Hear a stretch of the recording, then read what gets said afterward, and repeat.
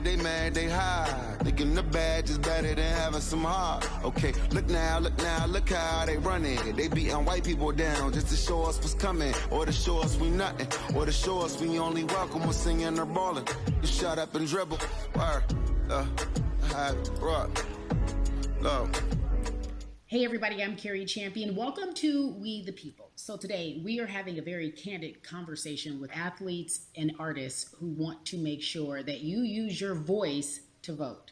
Voting is your voice. So we have so many different issues that have happened in this country. It's really, truly unprecedented time. So I'm looking forward to these conversations. I think you'll be educated as well as entertained, but most importantly informed. We have morethanavote.org, whenweallvote.org, and fairfight.com. Those resources are imperative as we try to change our future.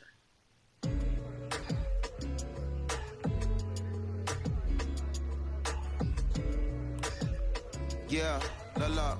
There's no way that we can talk about hip hop or even the fact that we want to talk about activism, black voter suppression, without bringing in this guy straight from Port Arthur, Texas. We are talking about Bun B. He is an activist, a scholar, and an all-around gentleman. Thank you so much for spending some time with us. Bun, I don't want to start heavy, but I guess I have to because that's where we are in the world today. It's heavy as hell. And when you think about what needs to happen in this country in terms of change, what's the first thing that you think of? Equality. That's pretty much the first thing that comes to mind, right? Black people need to be seen as equals in this world. You know, we had to fight just to be recognized as a full citizen in this country and not 3/5. The world is now seeing what we've known for so long in the culture and in the community. The one way that we can fight is obviously voting. Talk to me about what voting means to you. I hear people all the time talking about one vote doesn't matter and that voting doesn't make a difference. If that's true, why do they work so hard to suppress the black vote? Because they understand the power of the vote. And so it's time that black people collectively also understand the power of their vote. And not just on a national level, because a lot of times we only have this conversation every 4 years. People need to be very much involved in their local politics. They need to understand who their elected officials are, where they stand on issues that affect you.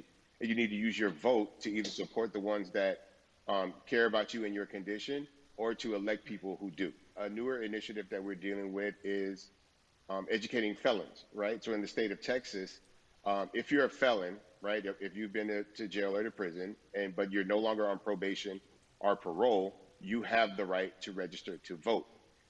Another thing that was just brought to my attention, there's an initiative called Orange, which is happening not just in Houston, but all over the country. If you're in jail currently during pretrial, but you have not been convicted, like you're still in jail waiting for your day in court, you are still eligible to vote. And you said something so key. They work so hard to hope that we stay uninformed, but more importantly, to suppress the black vote. If you could do one thing with this message that we're trying to send today about how important voting is, what type of images would you like our people to understand and see when they go to these polls and vote or when they cast their ballots? I think the images that we've all seen, you know what I'm saying, for decades in this country, if not centuries in this country, we've seen black people oppressed, we've seen black people attacked. So every time you look back and you see those old black and white images of people of color being attacked by dogs and people of color being sprayed with hoses, that's what they were fighting for. Back then, they were just fighting for a chance to vote. People like Martin Luther King Jr., people like Malcolm X, these people died to help us be in a position to have the power that we have now, which is to be able to cast a vote and make a decision about the people that have controls over our lives.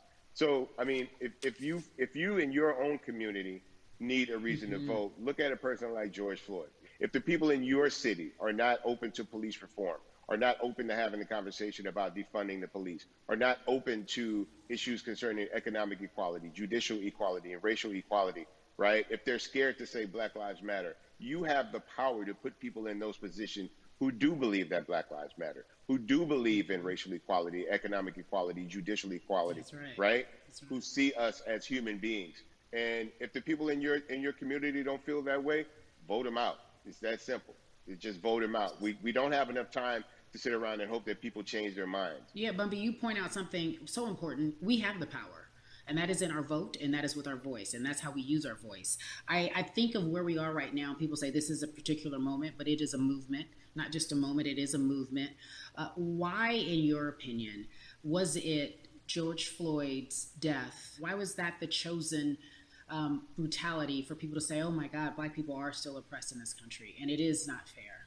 I think it's twofold, Carrie. In so many different encounters between people of color and the police, there simply is no proof of what happened in the interaction.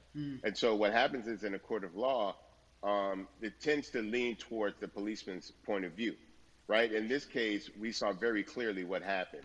I think the other thing is due to the fact that everyone was at home, basically, during this time period in relation to the coronavirus, you couldn't avoid it, right? It was on every television station. It was on every social media platform.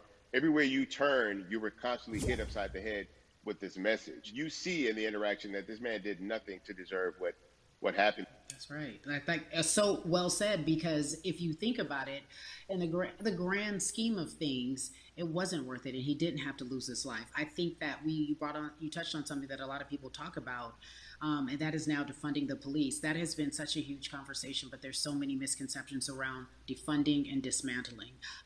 If you will, educate the audience. All right. So most people, when they hear the term defund the police, they tend to think of, oh, they're going to take away our police department. Nothing could be further from the point. Defunding the police means that in certain communities, even Houston, take for example, we had over $1 billion allocated to our police force. Now, what is that money being used for? Some of that money tends to be allocated towards riot shields, right? Pepper spray, right? That kind of thing. That's only used against the people that fund this budget, right? So why would the people want to supply the police with the means to oppress them? If the police are concerned about the situations in certain communities with a higher crime rate, well, higher crime rates tend to happen in communities where there's not employment opportunities, right? There's not a lot of social services, and people are going to do what they need to do to take care of themselves and their families. When the community has more opportunities for employment, more opportunities for upward mobility, then they tend to be less of a strain on the government. They tend to have a lower crime rate. And because of that, we'll have less need for the police in those communities. You are passionate about so many different things in terms of making sure that we are holding our leaders accountable. Talk to me about some of the other projects that you're working on. Well, right now, obviously, being a part of More Than a Vote is essential. We're dealing with primaries in this country right now. And we just want to educate people. We want to inform people because people are tired, they're angry, they're concerned, and they want information and they want action.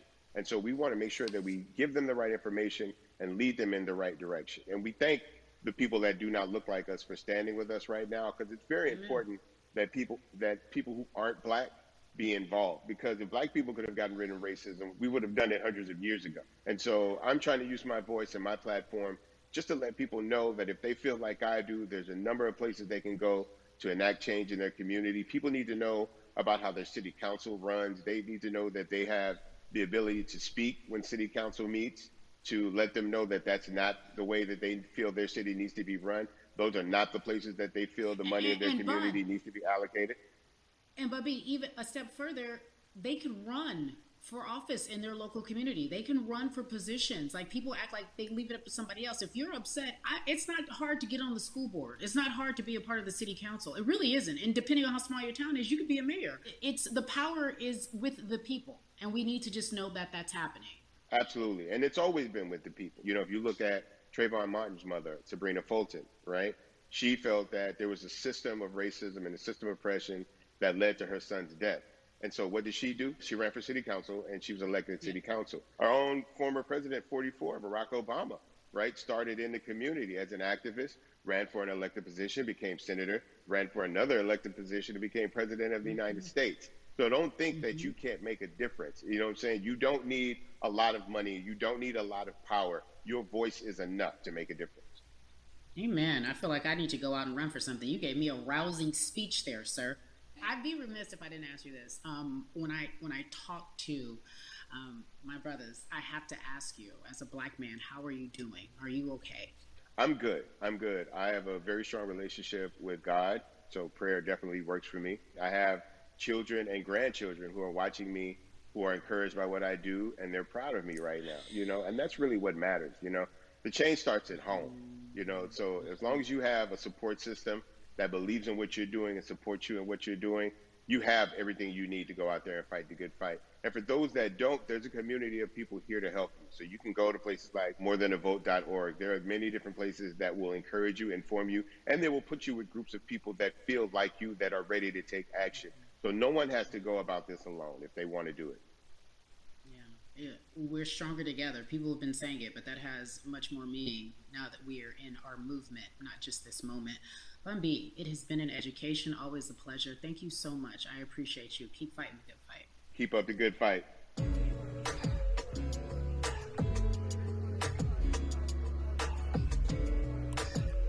Yeah, la la.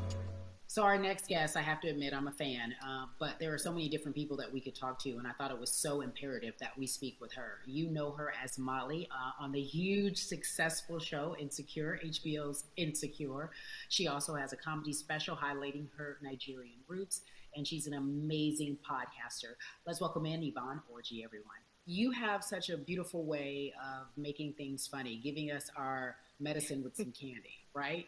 The humor and the healing. You bring all of that to your space. And right now, as you look across this country and how everyone is so broken and so upset, if it's not social injustice, it's the pandemic, it's depression, it's unemployment, the list goes on and on. How are you doing, quite frankly? You know, I'm rediscovering self in a way that is hard, but necessary, that will lead to ultimate joy. I know it sounds like a lot, but no, I think I personally think that God put all of us on a global timeout. Like, we just, America hasn't done as good as other people when it comes to timeouts, because everyone else is out playing at recess, and we're still in the principal's office hoping and wishing we can come out.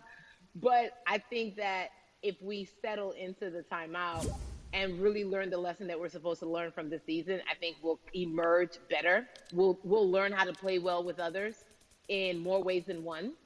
And so personally for me, I'm taking this time to learn me in a new way. I feel like I'm being ushered into a new season, and I'm getting still, because sometimes the busy confounds the work that we're supposed to actually be doing. We're busy doing other stuff, but we got work that we need to do on the inside. And I'm leaning into it. I'm like, dang, I thought I was gonna be able to rest like everybody else. And God's like, nah, we got work to do. You know what? And I think that's what everybody is saying about 2020. It's demanding that we be better. And you said it's a global timeout. What do you mean by that? Yeah, it's like, everyone sit down, be humble, to quote the great prophet Kendrick Lamar. But no, seriously, sit down and let's reevaluate some things. Let us unearth and shake up the things that we have been trying to hide within ourselves, within our nation. I think America is going through an unraveling right now, a much needed, a much necessary one. And I think all eyes on us, right? There is no, oh, I was on the subway for an hour, so I didn't miss that thing that happened. No, everybody was home. Everybody, was watching when George Floyd died. And everybody, no one could hide it. Everyone was watching when Amy Cooper called the cops. Like, this is a time where it's like, oh, we can't pretend it away. We can't excuse it away. No. It's a global timeout. Sit down, watch, and let's learn. And globally, it's like, hey, we were going business as usual, but it ain't usual no more. Like, that's old.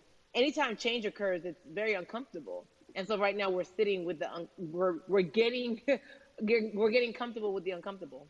The minorities, we've been comfortable with being uncomfortable, because that to me explains just the existence for whatever we want to do, how we break into our careers, how we live our lives, how we find ourselves one of the few or one of the first.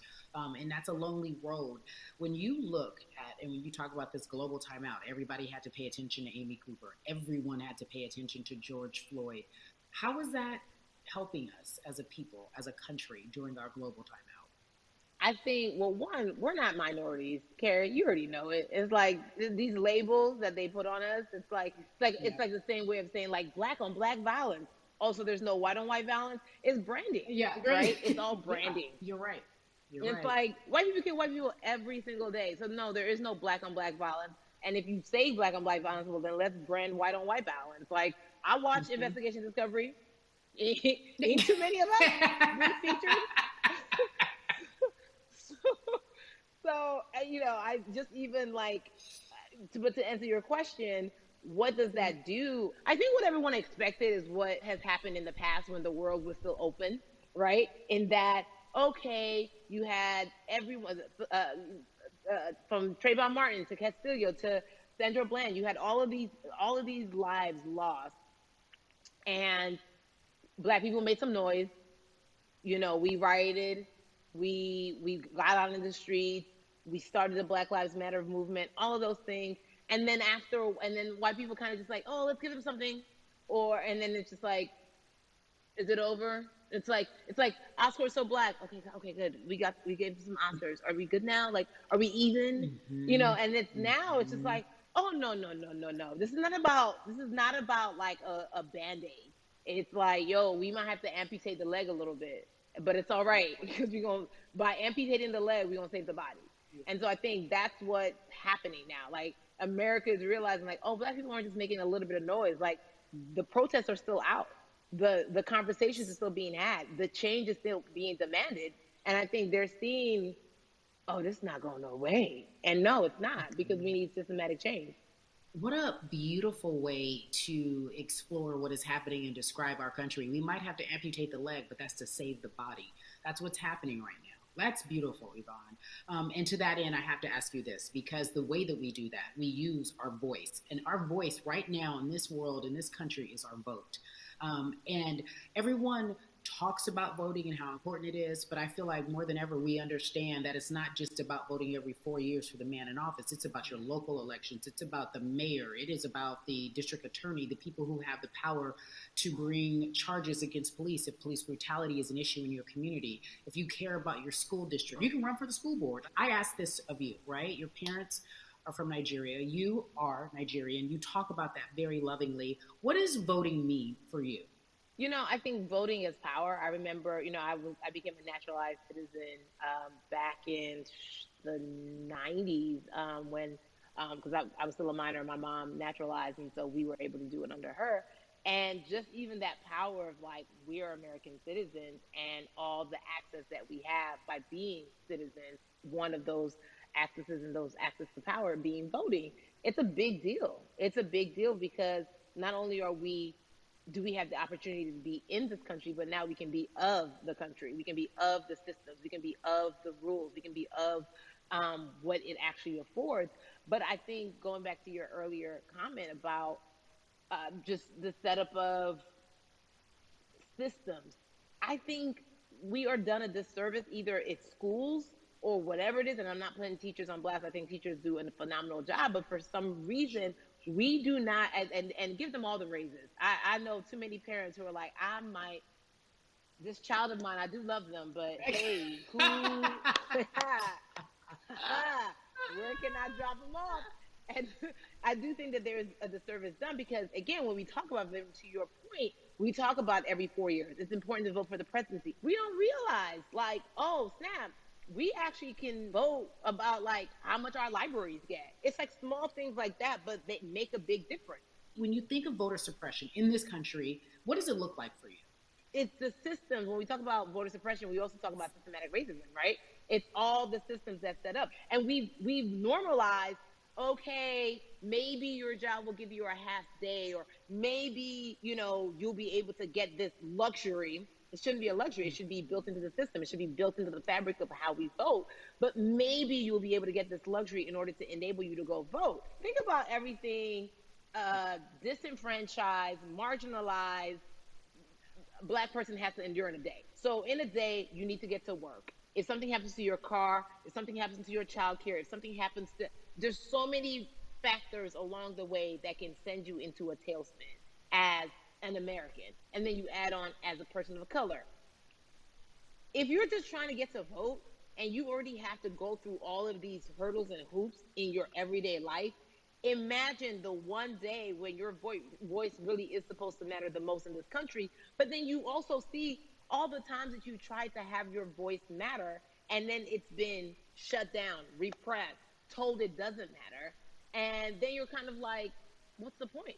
How do we keep hope, though? If I'm watching this right now, I want to.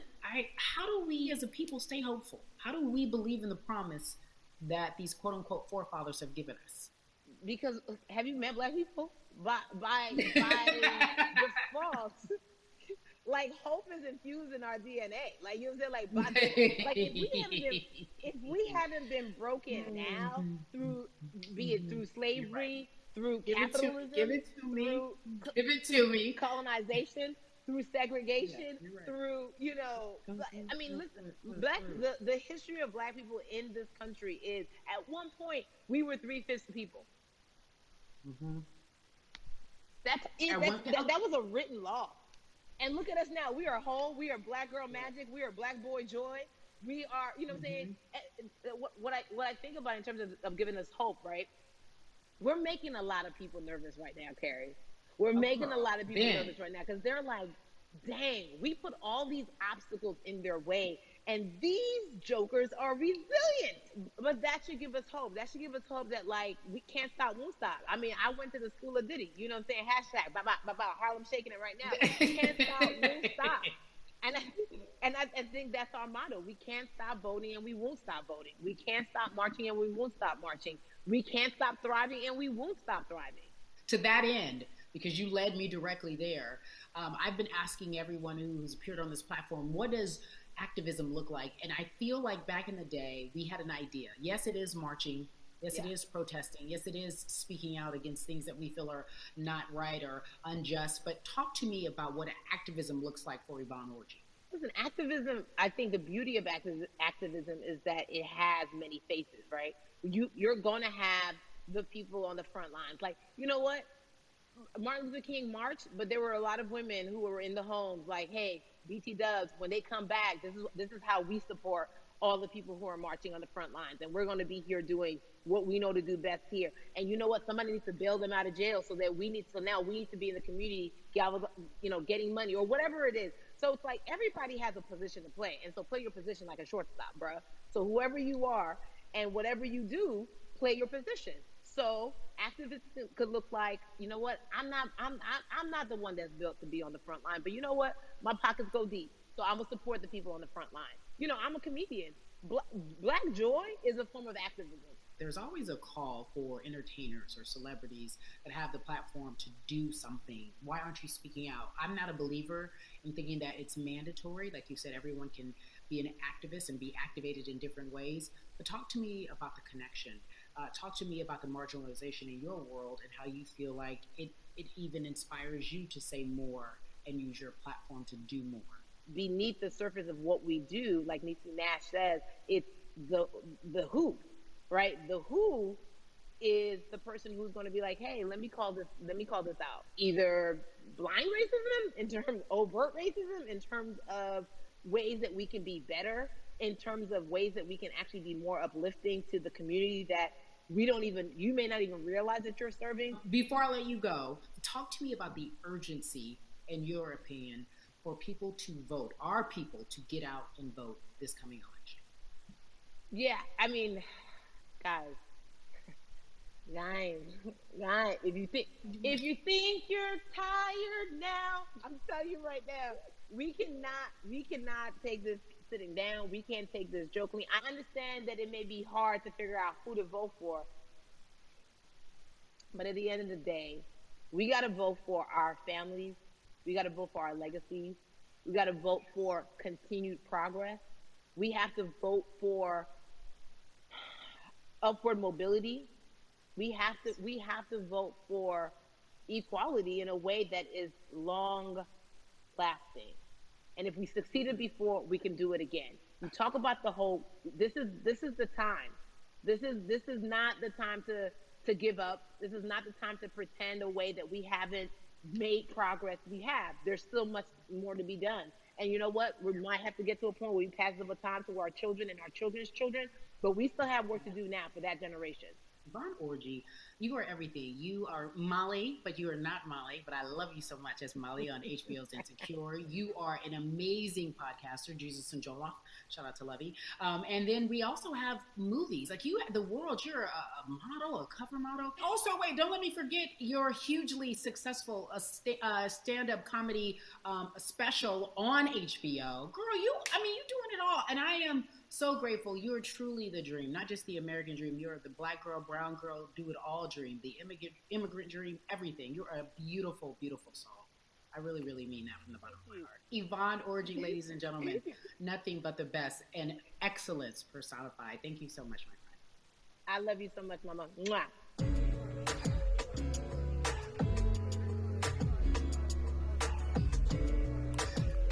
Yeah, la. So Atlanta has been one of the hotbeds in terms of political unrest and social injustice. We've seen so much happen in that city, and we've also seen so much come from that city, including one of our very own founding fathers of the civil rights movement, and that's Martin Luther King Jr. But right now, we want to welcome in someone who has used his platform to talk about voting, to talk about racial injustice, and how he's trying to help. Atlanta's very own Russ joins us now on We the People. Russ, I'm not going to fan out and tell you what some of my favorite songs were that I listened to repeat on yours. We're going to get to the topic at hand. So Amazing. We got to talk about, recently you did an interview where you shared your outlook on culture and music. And you also were very candid about the fact that you have a privilege and that it's necessary for you to give back. Tell everybody about what that means. It's very obvious, I'm white and I'm in Black culture and I'm benefiting financially off of it. So I feel like if you're a white person financially benefiting off of Black culture, you have to put finances back into Black culture. It's just that simple. The screenshots with your feelings, it just comes off like fake empathy because it comes off very dismissive and very, oh, that sucks for y'all. But anyway, back to what I was doing. Have you felt that way always, or is it now because of the time of where we are in this country? I've always had the feeling. I think now it's just obviously elevated. It's a new level and there's new, it's to the point now where you can't, first of all, you can't not say anything. Second of all, though, I just think saying something isn't enough anymore. I think, if you have the ability to put money back into a culture that you're financially benefiting from, you have the ability to, you should. It's interesting that you talk about it in that way because some people do believe that silence is the best way to go because it's hard to talk race, especially if you're white and you're in the Black culture. People just feel as if they can't talk about it. They feel awkward. They feel as if they don't have the privilege or the voice or the words. How do you find yourself right now in terms of interacting with people when they want to talk to you about social injustice, police brutality? What's going on in this country right now?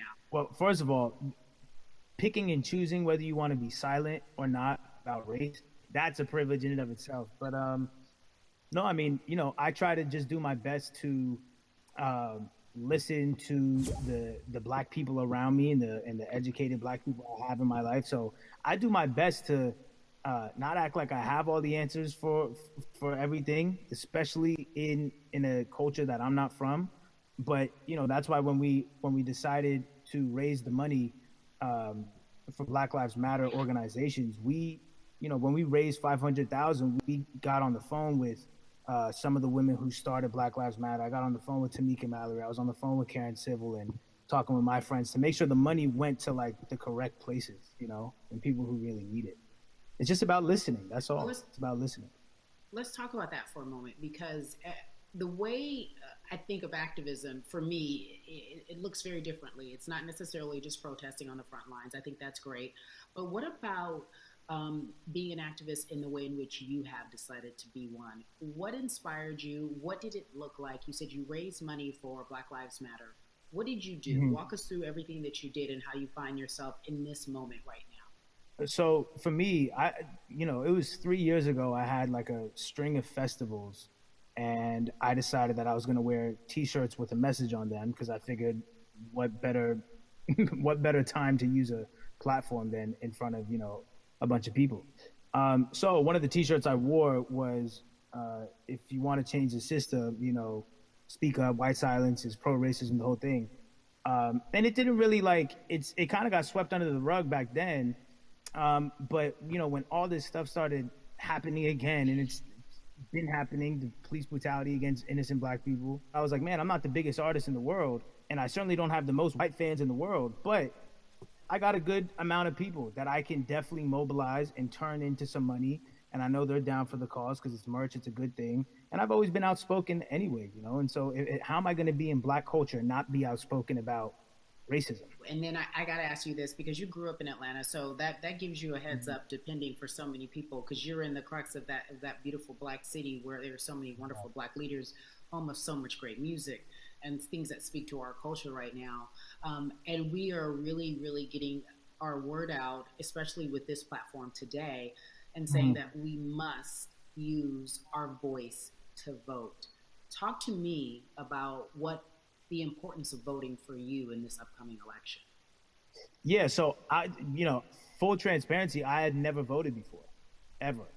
And because, you know, I was one of those people who was like, my vote doesn't matter. And, you know, and I don't know, maybe it's because I was younger, maybe it's because I really thought that, or I don't know, but I just think that it's got to, you know, now this is a bit of a privilege to say it's got to a breaking point for me, because obviously it's been past the breaking point for black people. But I think that as a whole, the young people need to get out and vote, because we're the ones that never show up.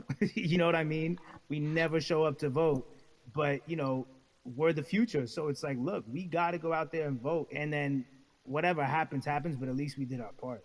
You know, you got to do your part. You're very candid in saying that you just decided to vote. And I think there's a beautiful irony in the fact that you have your fans saying, because of you, I'm voting.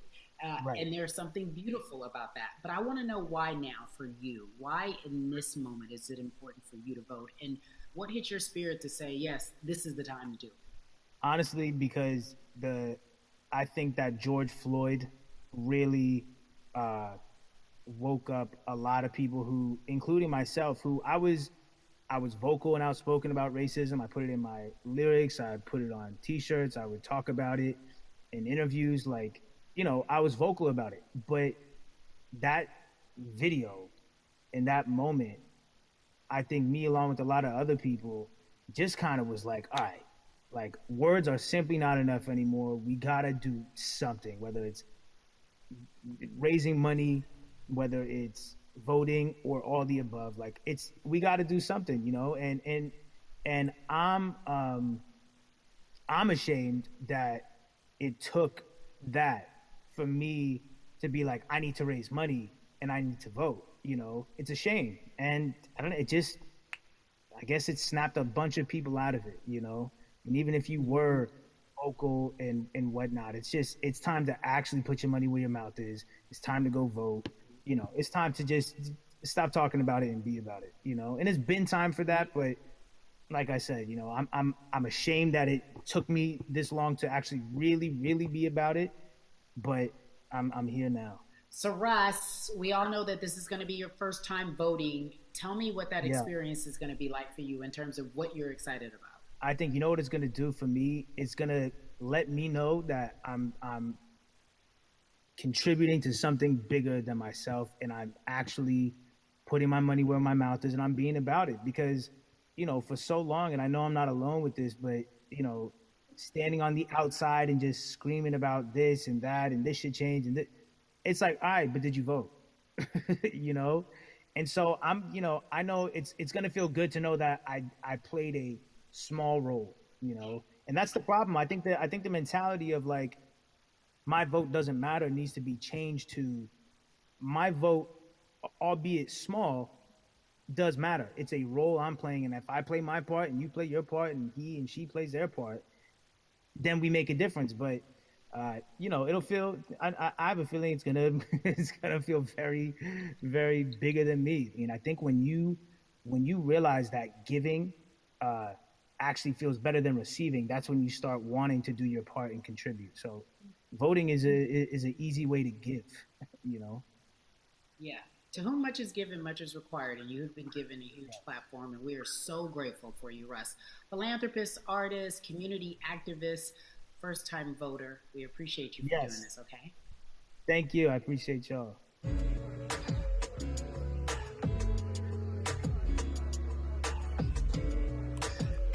Yeah, la la. So, cities like Atlanta and Chicago have been at the forefront of the discussions, especially now in this country when we're talking about COVID 19 and systemic racism, as well as police brutality and what we can do in this country. Again, we're continuing our conversation, letting you know that your voice is your vote and your vote is your voice. We can change where we are in this country. Currently, I'd like to welcome in Chicago Cubs right fielder Jason Hayward. I appreciate you. I brought in Atlanta and Chicago because I know you grew up in the metropolitan area of Atlanta, more specifically McDonough. Let's be technical, and and you have been very vocal throughout this entire time in terms of what our country's been experiencing. Let's look at the past month and a half, if you will. What has been the hardest thing for you to deal with? The hardest thing for me to deal with, Carrie, this last month has just been going from the virus shutting everything down to us being called to action. We've had multiple police brutality situations.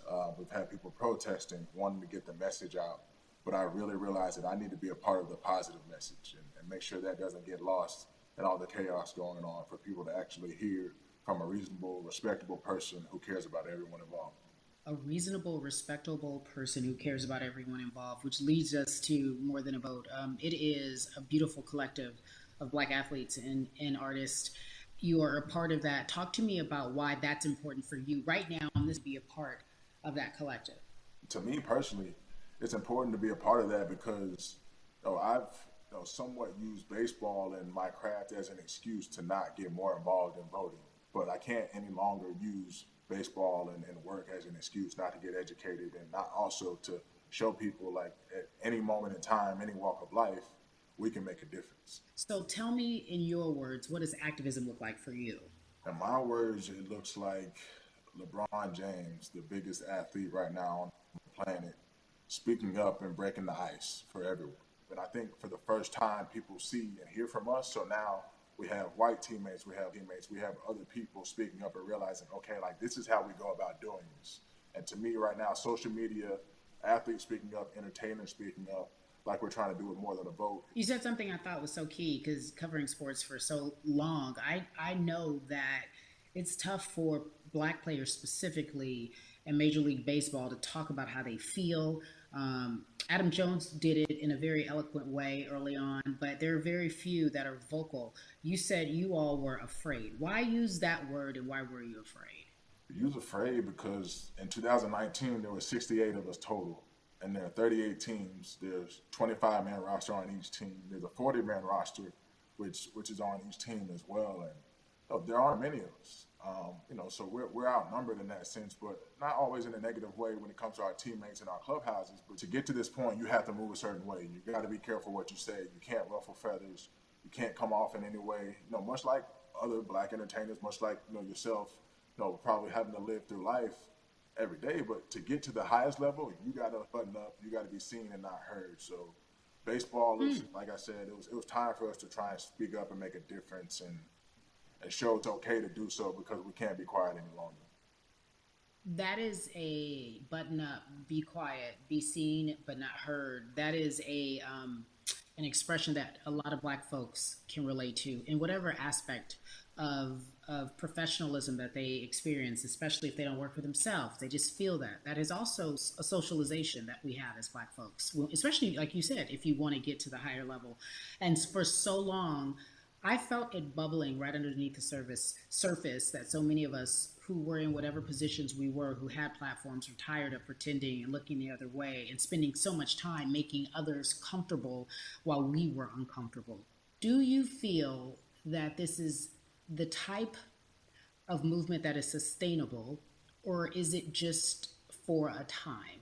No, it takes everyone joining in on the conversation. And right now, I feel like more than ever, there is little things as possible to distract from bigger issues. And we saw on draft day, we saw our president, Theo Epstein, holding up the sign saying Black Lives Matter and wanting to include the rest of MLB in that. But now we're having those conversations as well. So I definitely think this is sustainable, and it's not always just going to be the popular thing to do. This is something that people want to get right because they know we care. Jason, you said you think it's sustainable, that what you're seeing, especially with your colleagues in baseball, that this can be something where you're feeling more comfortable, feeling more safe to share how you feel about social injustice and police brutality. What are you doing right now in this moment with your platform to help change how we look at voting and how to educate the culture and the community about voting? Well, first, what I'm doing, Carrie, is joining up with More Than a Vote and joining up with other athletes and entertainers to get that message out and use our platform in that sense as a group. And try to create a brand with this to make it something that's not just about the election coming, make sure that it's about people getting educated for years to come and figure out where to vote and how to vote. We've got people in different areas that cover different demographics and influence different areas of people. And as a baseball player, as a black baseball player, I feel like now, like we talked about, is finding the time to show people that you can use your voice in this profession. You don't have to be afraid. And to me, that can help someone, help a kid growing up. He can see me, he can see other guys that were in the video we posted saying, hey, this is what they're standing for. They're speaking up for these things, and it's okay to want to play baseball. It's not lame. It's not something I have to be as afraid of as I was before. So I feel like that's my role in this. I have a younger brother as well. He's 24. He also plays baseball. So I've got to lead by example. I can't just always, come up with